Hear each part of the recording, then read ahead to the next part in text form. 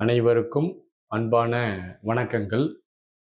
நம்முடைய அன்பர்களினுடைய பல்வேறு விதமான ஆன்மீக ஐயங்களுக்கும், அவர்கள் யோக பயிற்சியை தொடர்ந்து செய்து வரும்போது, அதில் ஏற்படக்கூடிய பயிற்சி குறித்த ஐயங்களுக்கும் நாம் தொடர்ந்து பதிலளித்து வருகின்றோம். ஏதேனும் ஒரு தத்துவத்தை நாம் முன்னிறுத்தி பேசி, ஒரு பெரிய பிலாசபிய பேசல.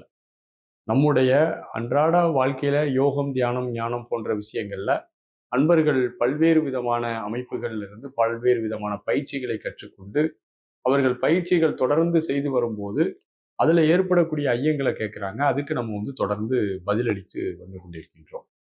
அதுல ஒரு அன்பர் கேட்டிருக்கிறார்கள், நாம் தியானத்துல மூச்சற்ற நிலையை தொடர்ந்து கவனித்துக் கொண்டிருக்கும் போது மூச்சற்ற நிலையை நாம் உணரத் தொடங்கியவுடன் திடீரென மூச்சு ஆரம்பித்து விடுகிறது. இது எதனால் நடக்கிறது என்று கேட்டிருக்கிறீர்கள். நம்ம தியானத்துல மூச்சற்ற நிலையானது இயல்பாக ஏற்பட வேண்டும். ஒரு மனிதன் தன்னுடைய மூச்சை தானே அடக்கிக் கொள்ள முடியும், தானே இழுத்து விட முடியும்.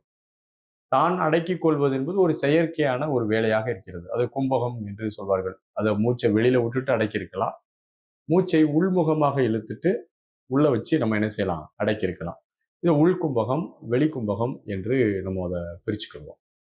ஆனால் நம்ம மூச்சை எந்த விதமான ஒரு செயற்கையாக நெறிப்படுத்தாமல் நாம் மனதை அமைதிப்படுத்துவதற்கான ஒரு முயற்சியில மூச்சை துணையாக கொண்டு பயிற்சி செய்கிறோம் அப்படின்னா, நம்ம கண்களை மூடி அமைதியா உட்கார்ந்து மூச்சினுடைய போக்குவரத்தை எந்த விருப்பு வெறுப்பும் இல்லாமல் வெறுமென பொறுமையாக கவனிக்கும் போது மூச்சினுடைய ஓட்டம் படிப்படியாக குறைய தொடங்குகிறது.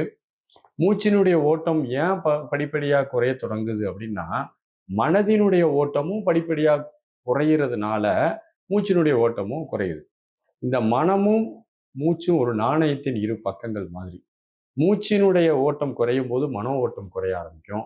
மனதினுடைய பரபரப்பு, பதட்டம், அந்த ஓட்டங்கள் எல்லாம் படிப்படியாக குறையும் போது மூச்சினுடைய ஓட்டம் குறையும். இது ஒரு பெரிய ஒரு ஆன்மீக அறிவியல்.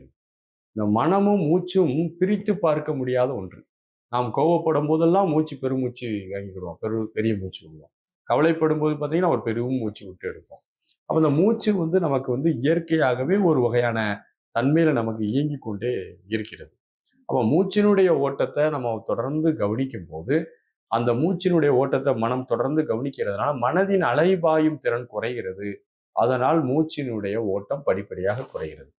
எந்த முயற்சியும் இன்றி, எந்த விதமான ஒரு பரபரப்பும் இன்றி நம்மை அறியாமல் அந்த மூச்சோடு நாம் தொடர்பு கொண்டு ஆழ்ந்த அமைதியை மனம் எட்டும் போது மூச்சற்ற நிலையை நாம் உணர்கிறோம். அப்போ மூச்சற்ற நிலை என்பது மனமற்ற நிலை, மனமற்ற நிலை என்பது மூச்சற்ற நிலை. இது ரெண்டும் ஒன்னோட ஒன்று தொடர்பு இருக்குது. மனதை நேரடியாக நம்மளால கண்ட்ரோல் பண்ண முடியல, அல்லது மனதை நம்ம நேரடியாக வேலை செய்து நம்முடைய வழிக்கு கொண்டு வர முடியலன்னா மூச்சை கவனித்து மூச்சை நெறிப்படுத்துவதன் மூலமாக மனதை நாம் நெறிப்படுத்தி கொள்ள முடியும். அல்லது மனதை நாம் கொஞ்சம் கொஞ்சமாக புரிந்து நெறிப்படுத்த தொடங்கும் போது மூச்சு தன்னைத்தானே நெறியாகும். இது அப்படி ஒரு டிரான்ஸ்பர்மேஷன் ரெண்டுக்குள்ள நடந்துகிட்டே இருக்கும். இப்போ மூச்சற்ற நிலையில நம்ம இருக்கும்போது மனமற்ற நிலையில இருக்கிறோம். அந்த மனமற்ற நிலையில நம்ம அமைதியா இருக்கிறது பிரசன்ட்ல இருக்கும். இறந்த காலத்துக்கு நம்ம போக போறது இல்லை. ஏன்னா இறந்த கால நினைவுகளோடு தொடர்பு கொண்டாலும் அது விருத்தி தான். எதிர்காலத்தை குறித்த எண்ண ஓட்டங்கள் நமக்கு ஏற்பட்டாலும் அதுவும் விருத்தி தான். எந்த விருத்தியும் இன்றி அப்படி அமைதியாக அந்த கனப்பொழுதுல நம்ம இருக்கும்போது மூச்சற்ற நிலையை நம்ம உணர்றோம். அப்படி அந்த மூச்சற்ற நிலையை உணரும் போது திடீரென மனமானது இயங்க தொடங்கும் போது மூச்சு ஓட ஆரம்பிக்குது. அப்போ மனதின் இயக்கம் மூச்சினுடைய ஓட்டத்துக்கு தொடக்கமாக ஒரு உந்துதலை கொடுக்கிறது. மனதின் அமைதி மூச்சற்ற நிலையை பெறுகிறது. ஆகவே உங்களுக்கு தியானத்துல ஆழ்ந்த மூச்சற்ற நிலையில நீங்க இருக்கும்போது திடீரென உங்களுக்கு மூச்சு ஓடுவது தெரிய வருகிறது என்றால் உங்கள் மனம் எழுச்சியாகி ஓட தொடங்கி விட்டது.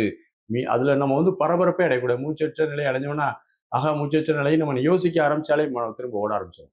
அதை அனுமதிக்க வேண்டும். அப்படி இயல்பாக மூச்சு ஒடுங்கி அசைவற்ற நிலையில இருக்கிறத நீங்கள் எந்த விதமான ஒரு முயற்சியும் இன்றி வெறுமன அதை அனுமதிக்க வேண்டும். அவ்வாறு நீங்கள் அதை அனுமதிக்கும் போது அந்த நிலையை தான் சமாதி நிலை, ஆரம்ப நிலை சமாதி, கனக சமாதி என்று அழைக்க தொடங்குகிறார்கள். அனைவருக்கும் வாழ்த்துகள். நன்றி, வணக்கம்.